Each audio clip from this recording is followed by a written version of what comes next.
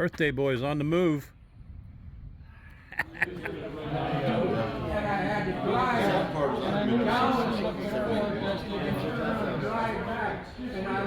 Dad has two older sons, like Paul, drink water, and work, and myself. And we lived up in Northern California. So where do you live? I live up, well, we live about 3 miles away from each other.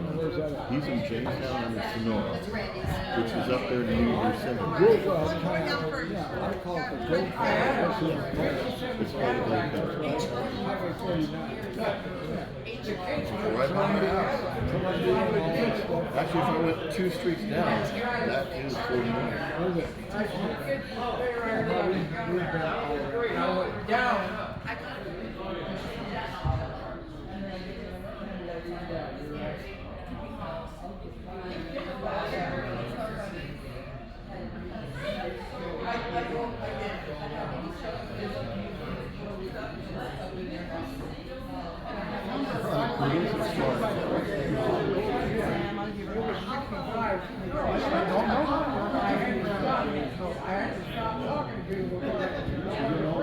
And then Patty's in another state. Yeah, well, that's another state. Another guy, So you can't represent. Really bad. Really bad. you can sit there, sir, yes.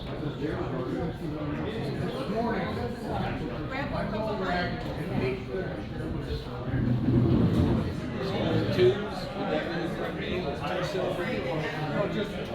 twins. And those are just sitting on the side and I gotta ask you, when I was about 18, I used to Whittier, cherries. A lot of round riders and somebody like that would go there. Go there. You really did.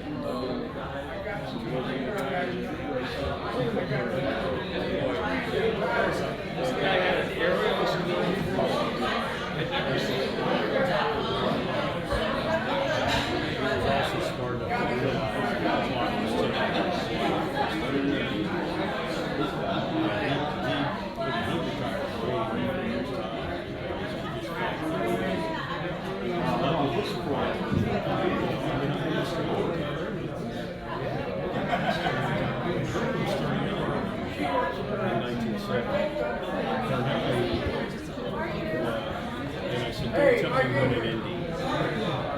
don't tell me when it ended because I said, that's too easy an answer. He goes, no. How's it going? I just said, he said, my time, I was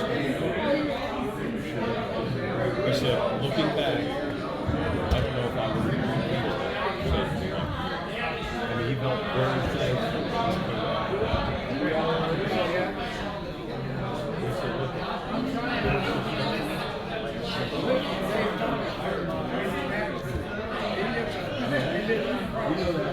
Right there next to Rick. He convinced me to quit bringing my water. I did that for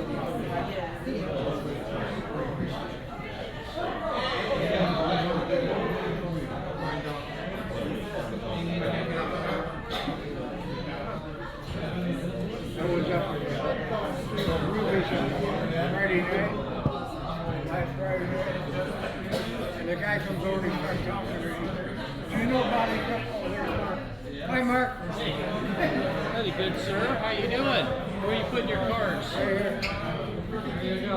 I want to talk to you about bringing this guy behind you. I want to come down to your place and hang out. Which day? This Wednesday? Okay, let me see when I'm gone. I'm gone in the middle of the day, I know that. I'm gone from like 11 to 1:30 or 2. Well, that's fine. Yeah. I can come with you after 2. I want to bring you to the museum, and then we'll go to Christmas. I want to go to Christmas. Okay. What you got? Let me look at my calendar here and just make sure. Yeah, that should be okay. Yeah, good deal. He lives on Crawfordsville Road, and I used to. He had an extra bed for 5 years. The truth is, I came to the house one day, and there was a guy out front with a sleeping bag sitting on the sidewalk. More like it. Yeah. Good deal. You needed a place to stay.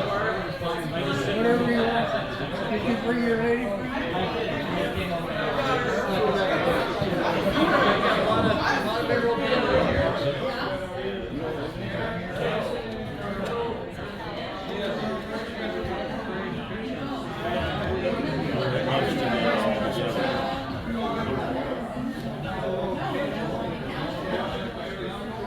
And then the family, they go through.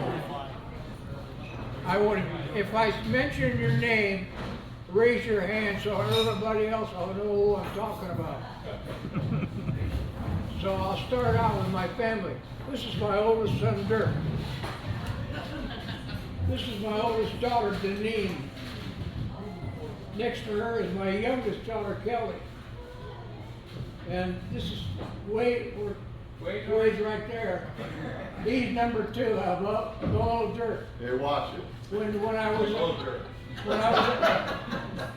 was at Bonneville in 1969, I had 2 kids for crew, Dirk and Wade. They were 7 and 8 years old, and I got an old Cadillac for a tow truck.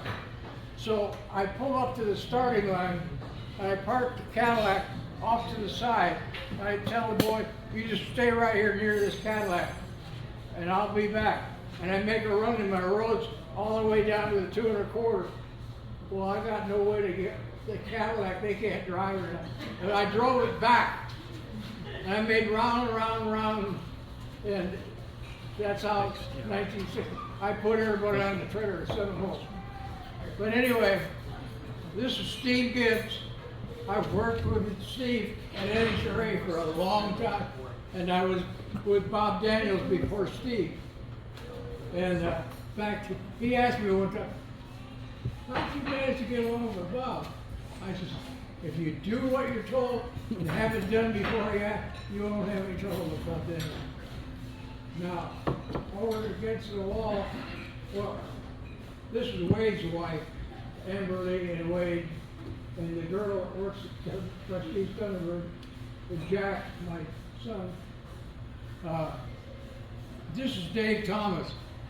I met him through some kids. Said, "You know who lives down that driveway?" And I said, "No." "Well, he's building a string ladder." "Oh, well, I saw Willie Davis at Milwaukee. He told me he was going to redo the city of Burbank, and he was doing it. And he told me, 'Why don't you leave your motorhome at home, come down in a car, and then you can get closer to the gate, because they don't want you to bring a motorhome anywhere near a racetrack. You're going to take up too many paces, and they can't bring a motorhome on the Indianapolis Motor Speedway the weekend of the race.' So I was always, he let me live at his house for free. I'd be there the whole month of May. Over against the wall is my niece. It's Sam Mallory.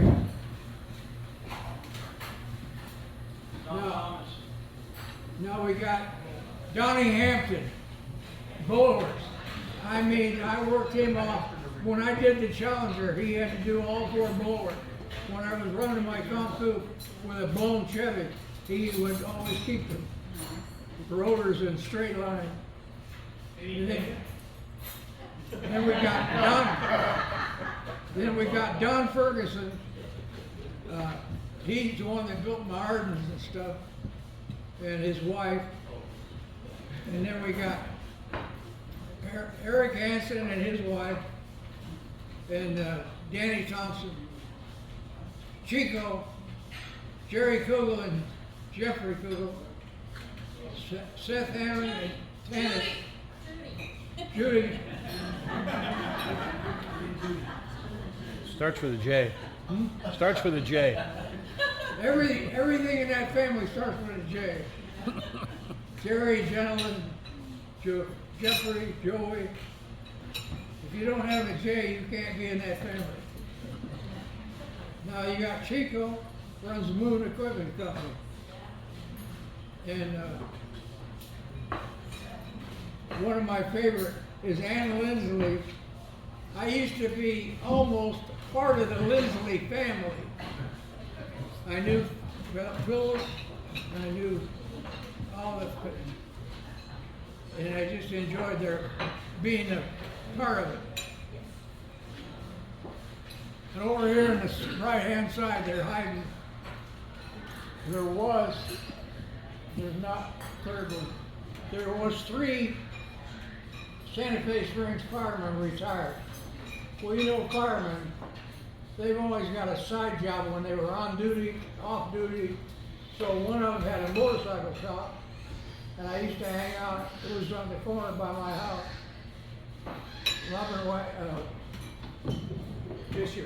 Fisher, Robert Fisher. Hello. And Seth when Tom Slaughter was in the club that I'm in, he lives in Havasu. And then there's Doug Farrell. He was a flat track motorcycle racer, and he lives just a short distance from my house. And I asked Doug to come. So he drove all the way to San Clemente and brought up Fisher and take him home. And then you got another Ferguson the second. I think of Day Thomas, who I'm here already. oh, back in the back is Bob Beast, his wife Janice. And Beast, Bob East, if you put a B in front of it, that makes it Beast.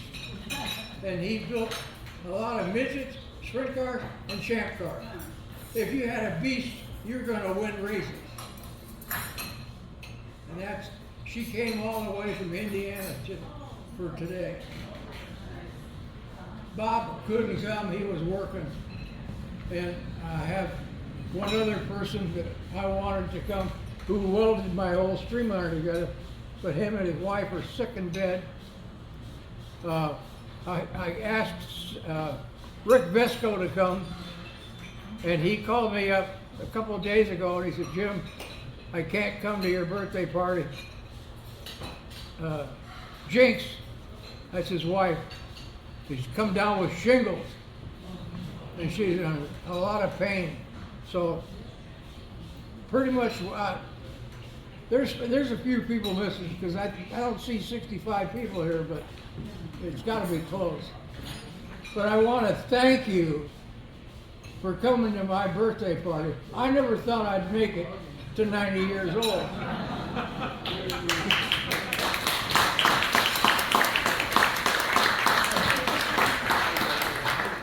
And I just want to thank you all for coming. Some of you have to hurry and get back to work. Where's Mark Foster? I missed you. Okay, Mark Foster. When I first met Mark, he was the curator of the Chino Air Museum. And I gave him Don Francisco's airplane.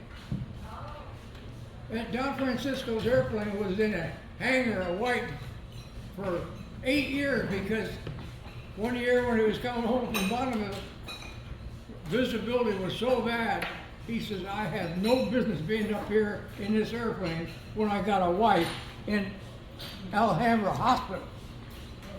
So he parked that plane at Whiteman and he said, Jim, can I ride with you in your motorhome?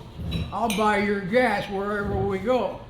And for 8 years, Don Francisco rode in my motorhome and we went car shows up in Vegas, San Francisco, everywhere. Motorcycle shows? Motorcycle shows? Everything, any motorcycle or whatever. And when he gave me that plane, I'd have to take the wings off of it and to haul it to Whittier. And I decided, this ain't gonna work. I don't wanna pay the taxes. I don't wanna pay the insurance. I don't wanna pay hangar fees. So I gave it to Chino. And Mark says, what do you want? I says, I want a lifetime membership in the Chino Air Museum, and I want to ride in a P-51. Okay, my name is on a plaque on the wall right outside the gift shop. And Mark called me maybe a year and a half, 2 years later, and he said, "Hey, did you get that ride in that P-51? No. Can you be here by 11:30? Yes. I hauled ass to Chino. We got in the plane.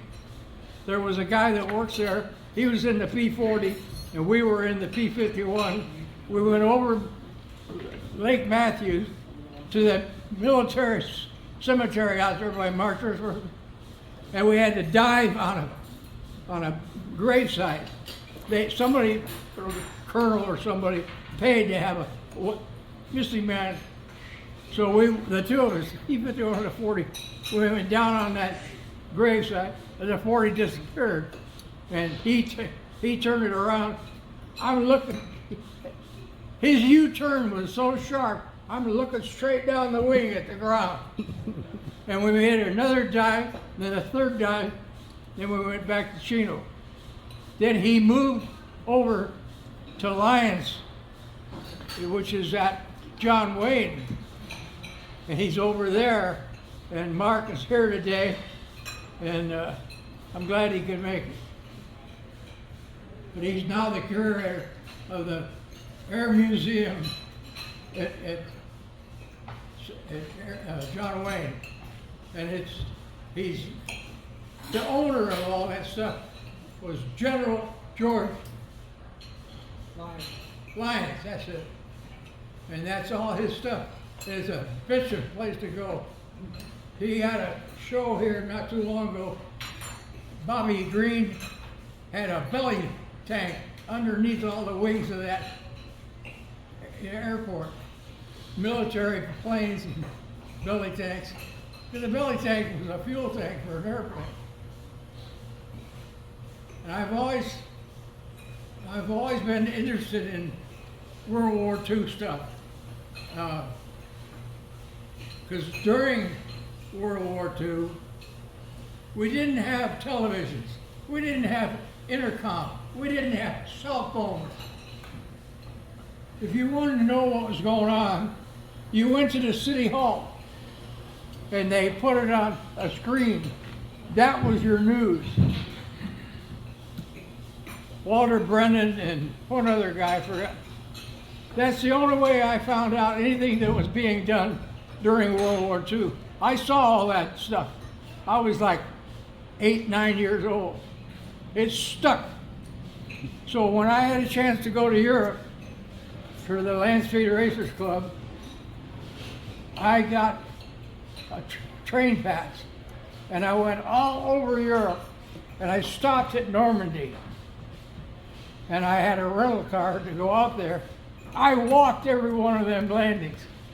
I was in and out of all them gutters and saw all those, so Normandy has always been special to me. And like this January 6th, it was a special day for me because I've seen it. And then they have movies like Band of Brothers and Private Ryan, but that all sticks. Anyway, I'm glad you're here. I'm glad I got to thank you for coming, because Janice and them came from Indy just on her own by herself with her granddaughter. And Dave found We're glad you're here. better to be seen than That's it, viewed. Than viewed. That's it. I'm gonna shut up. Yeah. Happy birthday, Jim. Thank you. Happy birthday, Jim.